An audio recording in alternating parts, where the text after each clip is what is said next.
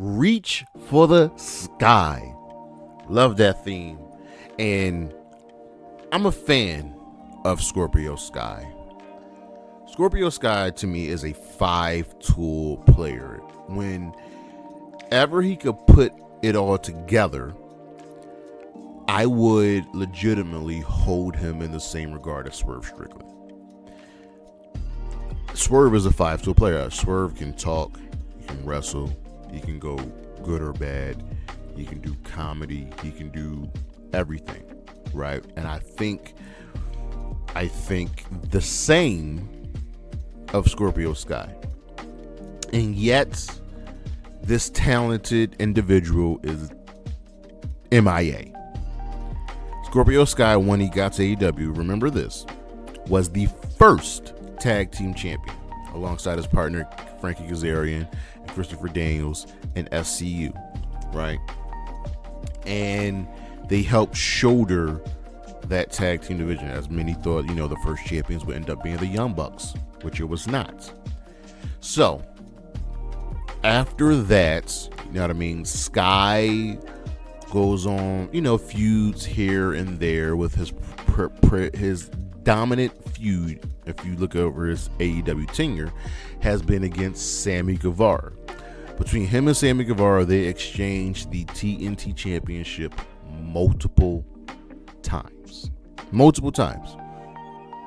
So he's got a good enough resume, and yet, where is he? So the thing that has ultimately hurt Scorpio Sky, that's hurt a lot of people, is the injury bug. The man stays injured, and it sucks. He gets hurt, right? He comes back with, really good vignettes showcasing something new, and then he gets hurt again. Men of the Year, his tag team with Ethan Page, great. Being a part of American Top Team, not so great, but still pretty good, and he was able to make the most of that. And yet, he got hurt again. Comes back and gets hurt again. And now he is on the shelf. He's either hurt or Tony Khan has nothing for him. And here's the thing. He's done a lot. Take that back. He's done enough right now in AEW where I would legitimately love to see him be a part of Ring of Honor. The thing I love about AEW is that they have a very large roster, much like the WWE, and they can split their roster. Okay, we're not using you in AEW right now, let's use you in Ring of Honor. WWE does the same thing for the most part with a lot of people in the main roster where they send them to NXT. Ring of Honor needs a punch, you know what I mean? And yes, they have their champions in Mark Briscoe, I don't even know who the champions. Who's Lee Moriarty, Athena, Red Velvet, and they can shoulder that.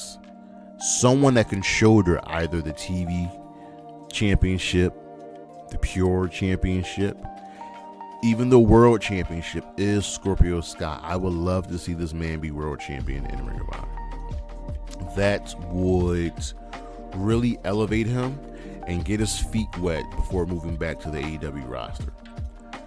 He's got so much working for him that there's so much working against him, because after you get hurt time and again, you start getting that fear of, will I get hurt again? Prime example, I don't think she believes this, but Tegan Knox and Chris Statlander, they both have destroyed their knees twice, and they fight back. And that's what I need from Scorpio Sky. Tony Khan, where is he? Let us know, because you've got a top talent sitting on the sideline, whether he's hurt or not. Whether you have nothing for him, you have to use someone like Scorpio Sky, who was a big part of your history early on. Make it work. Make it happen. Set that man free, because at the end of the day, all of us want to reach for the sky. Listen, at some point, Charlotte Flair will be coming back. And I don't believe I'm in the minority when I say that I'm not excited to see her return. I'm not the biggest fan of the character, the development. The skills is there. The in-ring ability is there. The matches is there. That I am a fan of. But it's everything else that comes with Charlotte's. And let's talk about it. So Charlotte Flair is out on injury. She should be back in 3 to 4 months. She's been out for a good long while now. I believe she tore her ACL, but inevitably she's going to return, just like there are a bunch of women that are currently out that will return. And for me personally, I am dreading this. I am very, very fearful of when Charlotte returns because we know how the story is going to go. She's going to come back and more than likely immediately be thrown into a championship program. Not only that, there is a very strong chance that when she returns, she will be given the women's championship. It's happened on more than one occasion. And why I say I'm fearful is because she's going to be on SmackDown. They need the star power. And essentially, there are people that are going to be pushed down the card and not used, right? So the person that there are actually two women that I fear for the most of when Charlotte returns. Bayley and Tiffany Stratton. Now, mind you, Bayley does have wins over Charlotte. And Bayley has been on a fun run. But I've said this before. I think Bayley and Sasha Banks, when she was there, always played second fiddle to Charlotte. And then when Becky made her run to the top, played second fiddle to Becky. Everybody plays second fiddle to Charlotte, with the exception of Becky, right? And SmackDown has the Unholy Union. They have Tiffany Stratton, they have Nia Jax, and they have, Bianca and Jade. And Bayley is the champion and putting on good matches, doing what she does best, the steady hand, and she'll get overshadowed by Charlotte. Tiffany Stratton is the future. It's already on the main roster. She's Money in the Bank. She's probably going to be champion by the end of the year, if not at SummerSlam. And I wholeheartedly can see Tiffany Stratton being fed to Charlotte. I'm not a fan of that.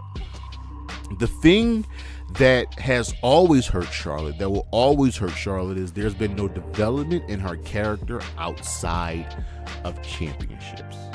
And yes, you should ultimately strive for championships, but you need something else to hold you over. You need a story. You need character development. Charlotte does not have that, other than I'm Flair's daughter, woo, championships. And she's acknowledged that, yeah, she gets the spot because of who she is and that she's now the opportunity. That doesn't work for me, Chief. I can't have Charlotte come back and be pushed to the top. Not when Bayley is there. Not when Tiffany Stratton is there. Not when Nia Jax is there, who's been on an incredible run. Not when Bianca is there. Not when Jade is there. Charlotte Flair, much like Britt Baker, has become an albatross to the women's division because we know what to expect and we know where their booking is going to go. This, what I say next, can't happen. Charlotte can't be pushed to the top. Charlotte can't be given a championship ring. She shouldn't even be given a championship match. She should have to start at the bottom and earn her way. The women's roster in WWE is really big. Raw, SmackDown, and remember, NXT has Roxanne Perez, and they have Stephanie Vaquer and Julia and Delta coming in. And ain't no way in hell that Charlotte Flair is overshadowing them. So now the WWE has pigeonholed themselves, because when Charlotte comes back, we know what we're expecting them to do, and they have to go against expectations. This is going to be a very strong test for them, and I'm fearing that they are going to fail it.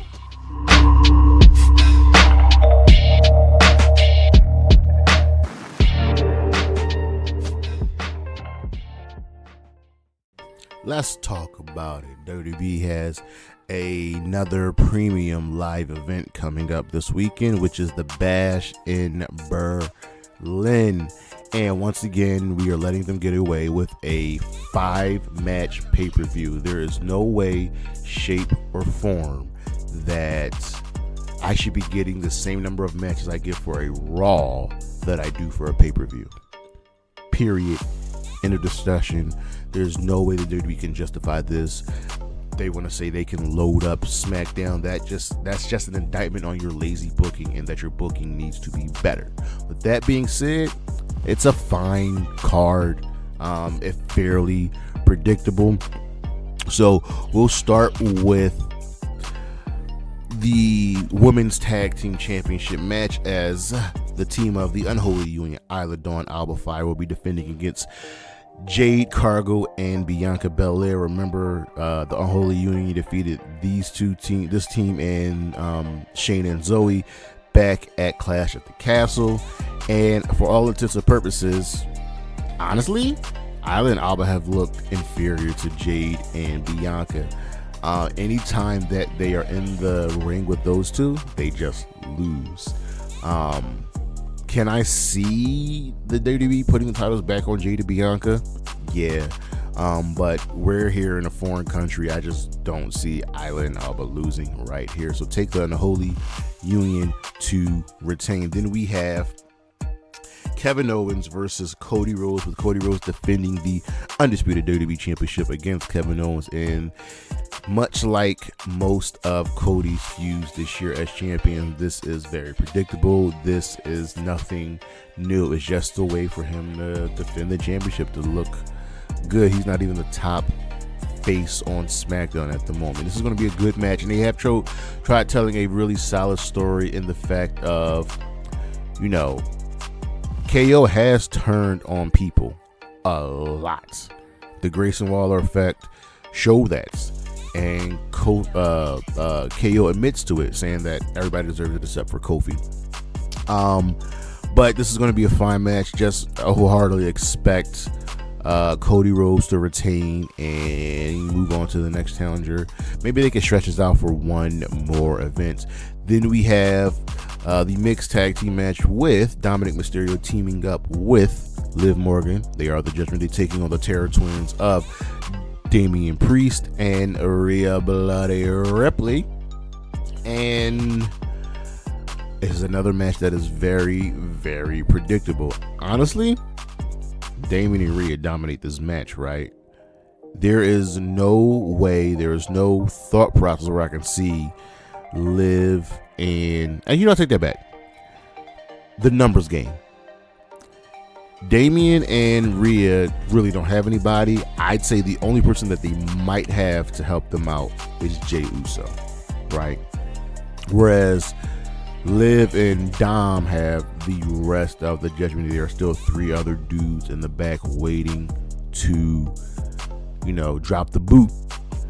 But will the number game help them out? I don't think so. I think Rhea and Damian walk away here as the winners, but this feud is far from done. We're definitely going to get some more one-on-one matches between these two teams. Then we have Gunther defending the World Heavyweight Championship against Randy Orton, and this match stems from the King of the Ring finals, which Gunther won to earn his World Championship match at SummerSlam, but he defeated Randy Orton in the finals of King of the Ring, but Randy's shoulders were clearly off the mat, and here we are, Randy getting the match that he deserves, that he's earned, because Gunther technically never beat him. But here's the thing, Gunther's not losing his first title defense. He's just not. It's not happening. Gunther is going to beat Randy Orton. It's going to be a really good match because Gunther is incapable of having a bad match, and Randy Orton looks reinvigorated here. But take Gunther to retain. And lastly, we have the strap match: Drew McIntyre and CM Punk. This is the only match on the card that is not super predictable. Because here's the thing: anytime these two have been in the ring, Drew's just gotten the better.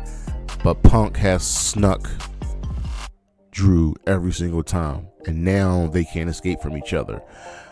Drew won the first match.